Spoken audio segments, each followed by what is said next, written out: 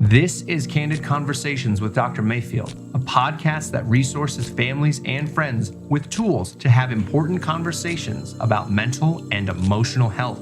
This show is sponsored by Mayfield Counseling Centers, helping you find clarity, hope, and purpose. Here's your host, Trever Shirin. Thank you for joining us on Candid Conversations this week. We are not only joined by myself and Dr. Mayfield, but my father, Kevin Shirin, has joined us. And as I mentioned last week on our encouragement episode, my dad is a really good example to me of what an edifier looks like. And so Dr. Mayfield and I thought it would be apropos to have him join us for this final conversation in our Steps of Encouragement series, as I choke on your own choke spit on there. my own whatever. that was smooth. So thanks for being here, Dad. My pleasure. It's always a pleasure to hang with you guys and visit. I will come with my experience. I guess that's the best thing I can bring. So And I think that's why we have you. I appreciate the chance to be with you. Well, that, and he's probably the most faithful listener of my entire family, wife included. Oh, okay. Ooh, Yeah. I'm going to use that for Sarah. Yeah, you have another Sorry. sibling. Elizabeth is a faithful. Oh, yeah, that's nice. right. She is. She is pretty. That's awesome. Pretty interested. I mean, we were talking about this before, just kind of seeing where we're at after being on the air for a year and a half. We've almost got 13,000 listens and downloads, which is pretty cool. I don't know what it compared to, so I'm pretty thrilled by that. But Podcast analytics are a little bit wonky. That is. So fifth part series? Part five Okay. of our series, Edification. And I think we need to start this episode by clearly stating why there is a fifth step, because some people might say, like, okay, you've beaten this horse dead and then continued to beat it. What is edification? How is it different than anything else? Well, I wanted our listeners to listen to this one off. The refreshers are good, so the last four have been good refreshers. This one, I think, is something that we've lost in our culture, to be honest. And so when I'm talking all the time, I always tell parents, I said, when was the last time you told your kids you were proud of them for just being them? And 90% of them were like, whoa, that's a novel idea. Like, Right. So let's speak to that for a minute. Yeah. Well, I think there's been a lot. And as I mentioned, I'm usually on the treadmill or driving when I'm listening. And so I don't have great notes from memory, though. I've been encouraged by the conversation. And certainly, I think you, Mark, you had talked about just some tips for those. So parenting is probably the biggest thing in my life that I've done, and has stretched me the most in every aspect of my life. And certainly in that encouraging. And this is, and I don't know how far we go with this, Trevor. I have a reputation, I think, for being critical with my family, highly critical. And maybe I'm not OCD, but certainly have a lot of preferences on how I want things to be, how I want things done, and when I want them done. And so balancing that critical nature, sometimes a fault, with the encouraging and raising kids that, and you mentioned this as you talked about taking notes on what do you see in your kids when they're sleeping, as far as what are the positive things that you see, and what are the things that you can highlight in that. Being purposeful as a parent. And I have some men in my life, significant men in my life. And I remember your Uncle Brian and myself having a conversation about this criticalness and about how much more we need to be encouraging and building that esteem in kids. Yeah. You were talking about the lies that we hear from the culture, the lies we hear from the people around us. But some of those lies come from within us. And I don't know from a psychology standpoint if they're lies that we've heard that we've grabbed onto. You guys would understand that better than I would. Or even perceptions of lies that we've grabbed. Right, exactly. And that's so hard to overcome those perceptions, whether they're of ourselves or what we think other people are perceiving. Right, yeah. And so it's so important. And kudos to you, Mark, for just seeing your girls that way and desiring to do that. It's taken me a long time to get here. Just years. And I know I've missed a lot of opportunities to encourage, to edify, to affirm my kids. By God's grace, I think most of them are growing with a positive perspective of themselves, and moving out into that. But one of the things Uncle Brian said is, we did this whole thing, and I think it comes out of youth ministry culture of 7-Ups if there's a downer. Do you remember that? Yeah. And so we tried that for maybe a weekend when we were all together as families.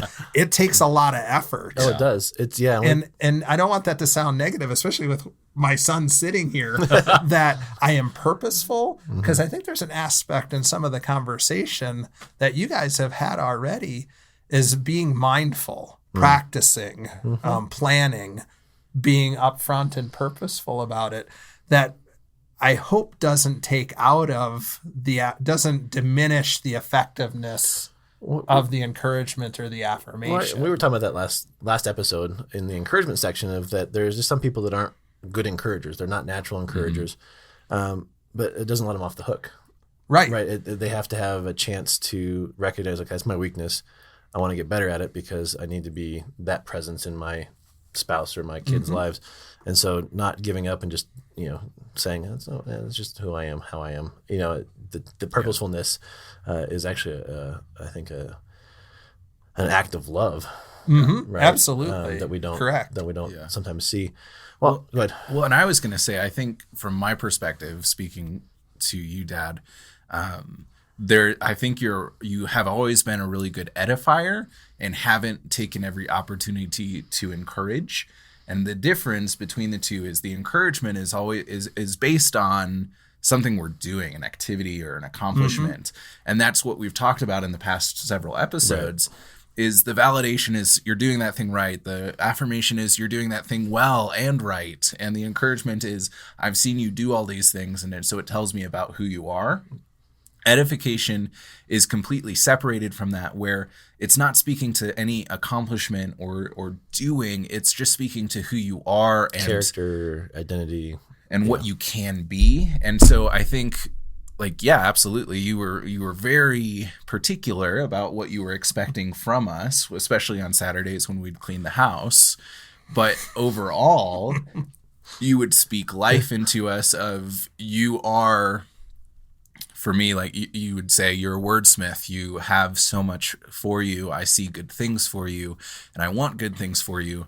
And so I don't think I think the two are separated enough that I feel strongly that you were a good edifier throughout my childhood, though the encouragement may have been lacking at times based on the accomplishments and hey, you did that really well, and I can see how hard of a worker you are. That may have been different, but the edification, I think, speaks more volume or has more volume. Can we give just real quick for our listeners, just give a kind of working definition of edification? Because I think a working definition of edification, we can do Webster, but I think just something that's really practical is it's the calling out the truth in somebody for the growth and direction of the future. I think is maybe the best way to look at it. If you want to add to that, let me know. But I think that's kind of how I see it, is going, I'm going to call things that I see in you, but it's not just for today. It's for tomorrow. It's for the future. Who you are now and who you will be. Or can be. Can be. Yeah. I think some of the roots of that, and I don't know how this will play into our conversation now. I don't know where your mom and I picked this up, but there was a time as in our early parenting that we talked or heard this idea of not praising the behavior and trying to, and I think maybe some of what you've experienced is some of that swinging of, okay, we were going to look for those bigger rocks, those bigger aspects, looking more forward instead of saying, good job. And then you get into this, the risk of getting into this cycle of they're seeking praise for doing the right thing. Right. Yeah. Right. And it's not out of their character. It's not out of their person. They're doing it to please me. And I do want my kids to please me. I mean, we've talked about, my displeasure plenty at home and my displeasure with behaviors. And maybe, and I don't want to make it too lighthearted, I'm still in process. We are all still in process. But some of that is I didn't see a lot of good. And there weren't things that, at least in the place I was personally, I wasn't in a place that I thought I could give that edification or that affirmation, if we go with that, give that affirmation and be honest with it. But I could be honest about the edification. Sure, right. I did believe in the future. Yeah, I did believe in what the potential was for each of my kids. And this works in the work environment too. It works in, I think, a lot of different environments. But I think I want to make very clear to our listeners too, is we're talking about your family's culture in those moments. And I think a lot of times I'm finding,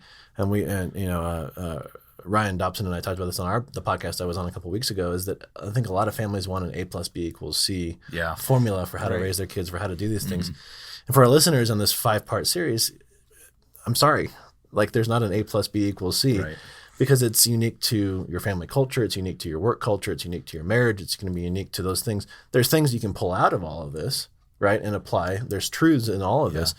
And I always joke, I wish there was an A plus B equals C, because we'd be doing this on, the beaches of the Caribbean right now, and with our millions of dollars that we made based off of the formula. Right, because people would buy that. Right, exactly. Right. This is hard work. It is. But it's certainly, as I've grown, I think, Trevor, you're a big part of that growth. You're our firstborn. At least 26 years of that growth. You're our firstborn, and so we you're like our lab rat. Yeah. We've experimented. But as I've been able to grow, as you have grown up, learning that, I am super surprised with how encouraged I feel by being positive in affirmations and edifications. And affirmations, that like I mentioned before, that's a little more of a challenge, because sometimes I'm like, yeah, you did an okay job on that. that was bare minimum. Right. Maybe. Right. And so how positive can I make that? Right. But there is it's like you didn't suck that bad. Yeah. That wasn't as bad as it could have been. You guys have shared some of that in some of the prior conversations, as you guys have talked. I mean, I got a sidetrack. No, go for it. A lot of analogies about running. Oh, I hate running. But how does that make its way into this podcast? It's a really easy metaphor. It's a metaphor. What do you know about that? Nothing. Okay. I was on the treadmill, and you're talking about running marathons and how do you train, and I'm like, really? I don't even know my son. He's secretly training. No. We go through this course as counselors, and it's just metaphors 101. Right. And a path and running are just parts 1 and 2. I just wanted to clarify that, because the running thing threw me. He's going to do the bowler this weekend. Didn't you know that? I know. Well, and I think so. Something I'm hearing is 2 aspects. Well, something we've talked about a lot on this show is that it takes being active and an active participant in your life and your relationships to make things grow and to work through this. And so to be affirming and encouraging and to edify, it's going to take us being active participants in that relationship and finding the things that we can edify in the other person. And the other thing that I picked up on that you were saying, Dad, which is really interesting to me, is we talked about how we don't really have a good visualization of the steps and how they work, because validation is both the foundation but also the surface level of encouragement. But it kind of sounds like edification is so different that we can build up to encouragement and then edification.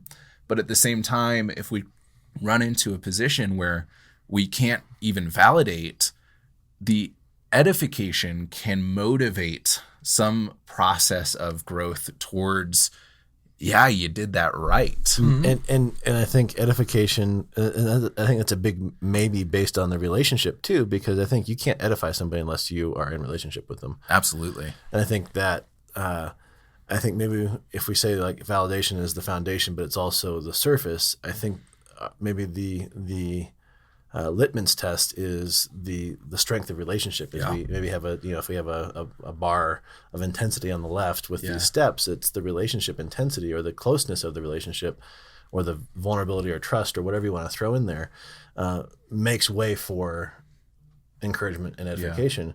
Because if I try to edify, I mean, I've made major mistakes in my life with just people in church settings or work settings where I've tried to edify and it's backfired. But like, who you know nothing. Who the heck are you? You have no idea who I am. And you're like, oh yeah, okay, you're sorry. right. And I hope I heard some of that conversation when you guys talked about that, that sincere edification, and maybe it was, and I keep rehashing some of the other episodes, You're good. But saying, oh, I love you, or Right. I don't know, or was that to, anyways, Was, I don't even know you. Yeah. I don't even know you. Right. But I think edification is I think we can do all of these with, I don't know if perfect strangers, but with acquaintances, because we can call out truth. True. Yeah. We can see the value of the value person. of the person. Thank you. Yeah, that's right. So we can see that in them and call that out and point them towards it so that they can see it. Yeah. I think that's the edification. Sure. Is, we're saying it and we want them to hear it, but a part of them hearing that is so that they would believe it. Right. And then they can respond to that. Right. And even with, acquaintances or people that we're not super intimate with, all the way to those that we're the most intimate with, there is this process of the relationship building, and they're hearing truths from us. They're hearing encouragement from us. They're hearing affirmations from us. They're going to listen more to us. True. They're going to believe more from us. And so we have to start somewhere. The Eckridges talk about their crazy cycle in communication and marriage. But I think that crazy cycle happens in all aspects of relationship, and just stepping out, whether it's through practice, whether it's through just specifically saying, hey, I really want to encourage you, or I really want to affirm you. I'm not sure how I do that. I just want you to know that was great what you did, or whatever it would be. And then that starts that language building for you. I think I've grown in it. I'm still growing in it because it's not natural, I guess. There's a concept that I really like of what we speak over somebody will become what they pursue or grow into. We grow into what's spoken over us. And Bree and I right now are listening to Redeeming Love at Night. And that is such a book of Good book. Amazing. This young girl who is spoken, who everybody is speaking over her worthlessness and really just utility, and speaking all of this, and she becomes a prostitute, and that's what's spoken over her. Right. And so it becomes a part of who she believes she is. And then this man named Michael comes into the story, and through this mission that's given to him, he starts speaking life and truth over her and saying, you're valuable not for what you can do or anything else, but because I love you and God loves you and you have a purpose in this world. And I see great things for you. And the entire book, we see this process of this woman who goes through several different names through the process of her growth. But each name comes closer and closer to what Michael is speaking over her, and ultimately what God's speaking over her. But and I think we see that in our own process, where if we're able to find somebody and edify them and speak over them the basic value of a person, we can tear up a dollar bill and burn half of it. We can put it in the mud. We can do whatever we want to it, and it's still worth $1. It doesn't change its value. And to be able to say to that dirty dollar bill of a person, you still have the same value as when you started off. Well, it goes back to our story cycle that we have. Yeah. And we talk about all the time is that what we hear often, if we hear it often enough, we become it. Yeah. Or we believe it, then we become it, and then we expect it. And that could be positive or negative, right? And I think, especially in this world, most of the time it starts out negative. Right. Totally. Right. Yep. And so we need people in our life that can follow these steps to really recreate the story. And I think, it's not hard for us to believe those lies. That comes naturally. But it takes time, effort, and intentionality to begin to believe those truths. Absolutely. Well, I think we get the opportunity. You guys just triggered some thought in my mind. We get the opportunity to write a piece or to speak into. I like the writing into somebody else's story. Yeah. So now, are we going to write good lines or are we going to write bad lines? Right. Yeah. Are we going to write encouragement? Are we going to write affirmation? Are you going to be the janitor in the hall of the superhero movie? Right. Who speaks that you're a superhero and then they become it? Isn't that Stan Lee? Yeah. Yeah. Are you impressed? That was well done. I was impressed. I'm seeking affirmation for that. Good job. You did that really well. Also impressed that we snuck some nerdness into this episode too. That was good. I like that. The podcasts are all blurring together. That's awesome. I think it's important that we're in that process. We can just baby step into it. There's another movie reference there. Sorry, can't stop it. But it's important. It helps. I get better at it. They hear it more often. We can make a difference in people's lives. And certainly from a parenting standpoint, we're huge influencers. Oh, yeah. And I'm writing that story and then believing that. And it's hard. Yeah. Well, I want to, as we close, I want to throw out this to our listeners. If you want to get more equipped in this, save the date, November 2nd, 2019, here in Colorado Springs. We'll be doing our Springs Mental Health Summit. Our theme this year is helping families become mentally and emotionally well. And so these are the topics we'll be talking about. So you can go to springsummit.org. So www.springsummit.org. If you use the code Mayfield, Mayfield, you get 25% off registration. And we're going to have some pretty cool speaker lineups. We're spending some time this week brainstorming of who we're going to invite, and it's going to be pretty legit. So, and who knows, that might be where we finally do a live, candid conversations. I think we need to do that over lunch. We have 90 minutes for lunch this year, so I think that'd be good. But also, as always, reach out to us if you've got questions. But Kevin, thank you for being here today. Thank you guys. I really appreciate it. I appreciate the opportunity. I don't know. It's just fun being here. It's fun seeing what you guys are doing. I love what you guys are doing. It is so important. It's helping people, helping families. I've had my road in counseling and continue to learn and grow in that. So I'm proud of what you guys are doing with Mayfield. Well, and in a lot of ways, everything that I'm able to do currently has stemmed through the process of your processing through therapy with my mom and as an individual.